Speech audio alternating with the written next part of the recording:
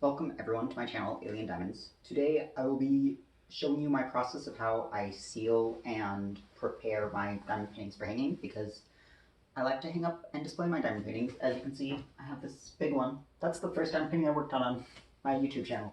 Um, but yeah, I like to hang them all up, so it is important to me that they are sealed and protected. Um, I do only seal my budget ones, because I know that with Diamond Art Club specifically, if you seal it, then it breaks the warranty. And I trust that the stickiness on those is good enough. But for budget ones, especially ones that like I'm hanging in my toddler's room, I definitely want it sealed. I do always wait till I have multiple finished to seal at the same time, just because that's easier. Um, and I always do it upstairs, mainly bigger table space.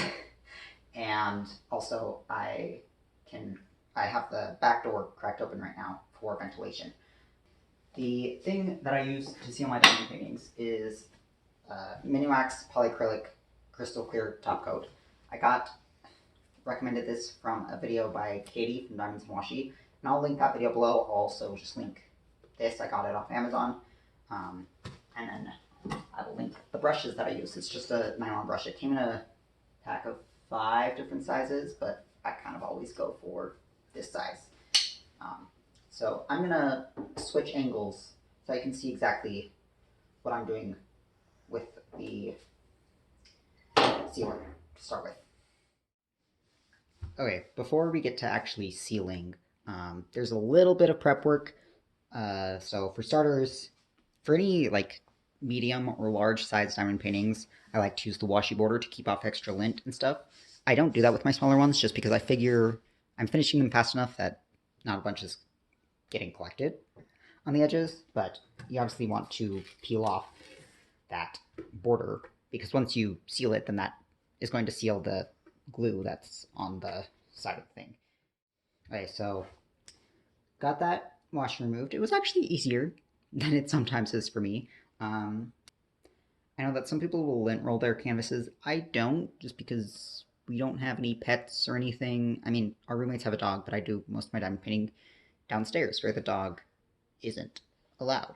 So I'm not worried about that. I do use a brayer. I've actually had this for a long time. I originally bought it for bookmaking, but if I can find the link to this, I'll use it. I like how big it is, and I will just use it over the whole canvas. I mean, I normally also brayer them like as I go, so this is just kind of a just in case somehow I miss something, even though I shouldn't have.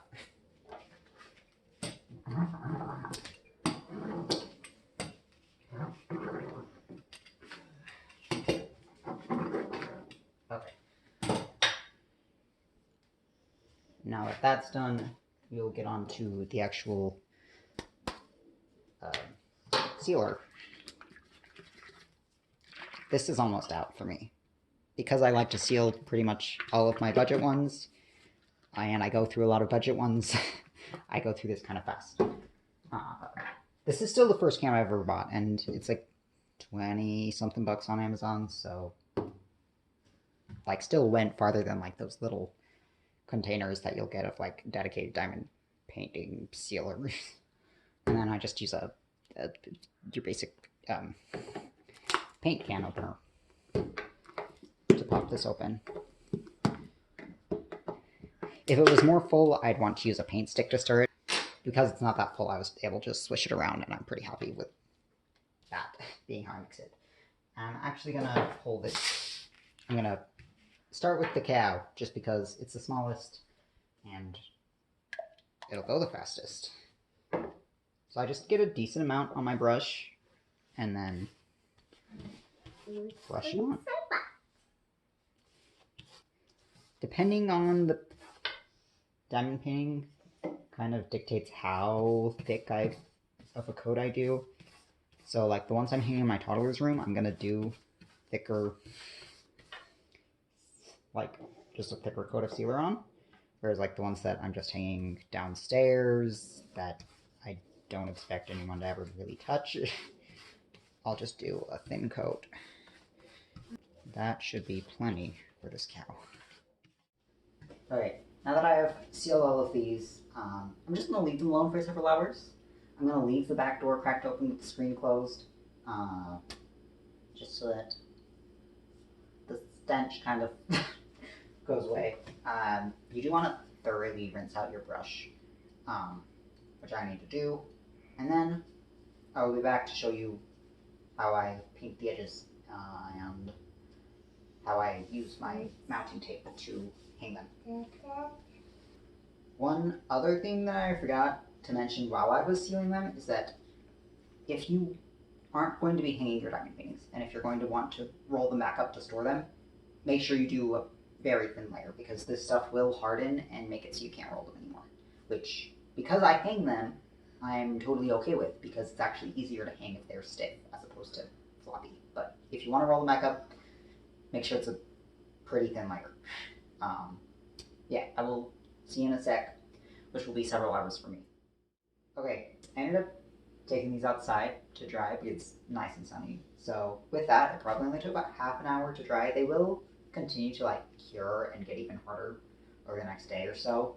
I'm just gonna show you how I paint the borders with this cow, because it can take a bit of time. Just because you need to be a little precise so you don't get too much paint on the drills. So I will switch up the angle again so that you can see me do that. So what I use is just black acrylic paint. I just have this big 32 container that I got from Walmart, probably. And I'm not running out of this anytime soon. Now, for like large or massive sized canvases, I would actually use this black wood grain tape, just because painting even a small canvas can take a while. So for big ones, I'm like, I don't want to waste that. And I got this idea from Crafts and Critters. She used a wood grain tape to do one of her canvases, and I was like, oh, that would be quite easy. But for small ones, I don't, this is obviously more expensive than just black acrylic paint, so I don't bother with that. And I always start, I like using just a small angled brush, and I will end up trimming the sides to about ½ an inch, so I don't need to paint all the way to the edges. But I get off like most of the paint on the side here, and then once I've got less paint, then I'll kind of butt it up right against the diamonds. And normally I'll keep like an alcohol wipe on hand, so that if I accidentally get some on top of the diamonds on the edge here, then I can wipe it off quickly before it dries. But I'm being lazy right now, and I'll just be a little more careful. But honestly, with this one, I'm not worried about it being perfect. And this is going to need a second coat, but that's to be expected. So I got that first side. Turn the whole canvas to do the second one. And obviously, depending how particular you are about this kind of thing, you can take more time or less time with it. And you could also do, you wouldn't have to do black paint. You could do any color you want. Acrylic paint comes in so many colors, so. But the black, we have a lot of black furniture and like black frames on other photos that we have hung up, so it just matched the vibe. And I already had a big container of black acrylic paint, so I didn't have to actually go out and buy anything to do this.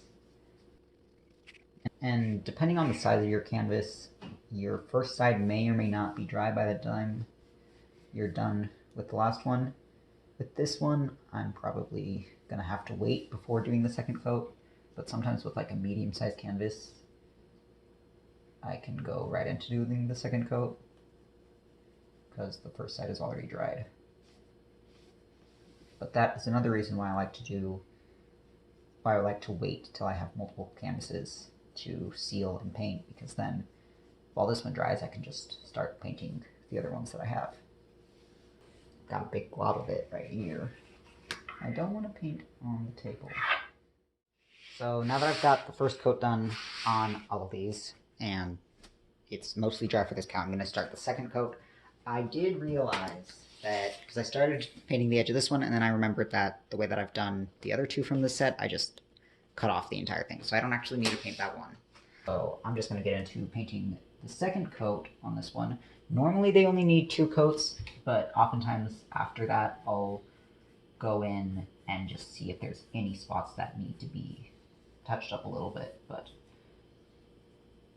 for the most part, 2 coats should be fine. Though that is going to depend on like the brand of acrylic paint you have, because, and like how old the acrylic paint is, because sometimes it's just more runny or thicker.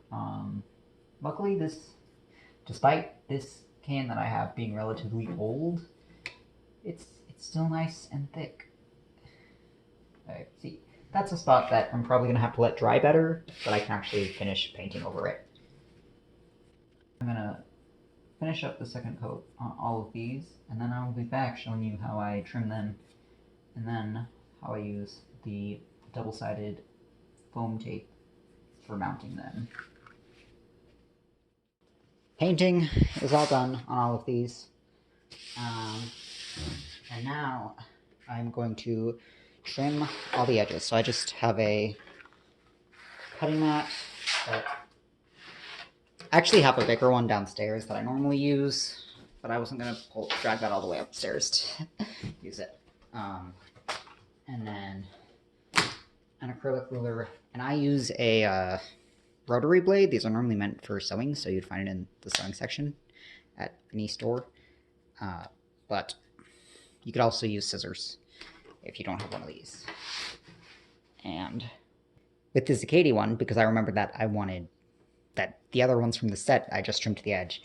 I don't need the ruler because I can just use the edge of the drills as a guide. You do have to be careful sometimes, because depending on the drills, sometimes you can actually cut them. So these are acrylic drills, so I'm going to try to not cut them with the rotary blade, because these are extremely sharp. But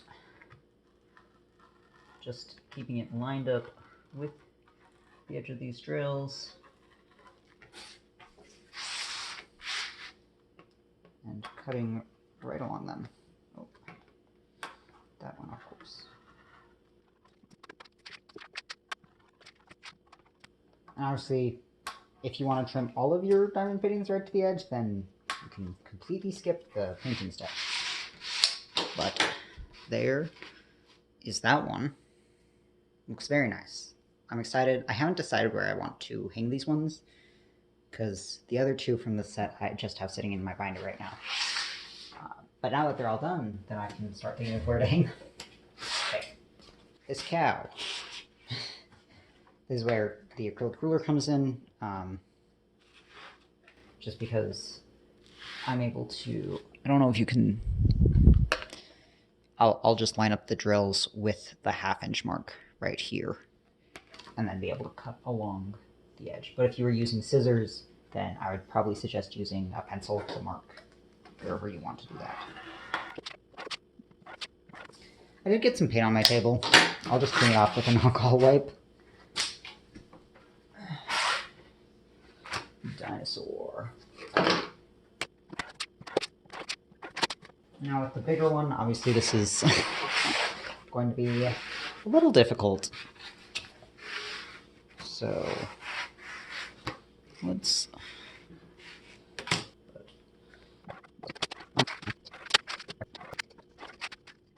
I'm not going to actually mount them to the wall right now, because I still need to have them off the wall for my month in review at the end of this month. But I don't think I need to show you that necessarily, but I'll show you how I use that tape. So I just use a double-sided foam tape to mount them to the wall.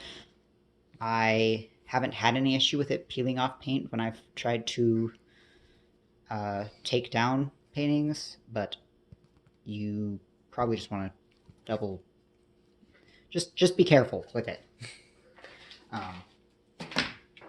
I'll show you what I do with something small like this guy. I generally just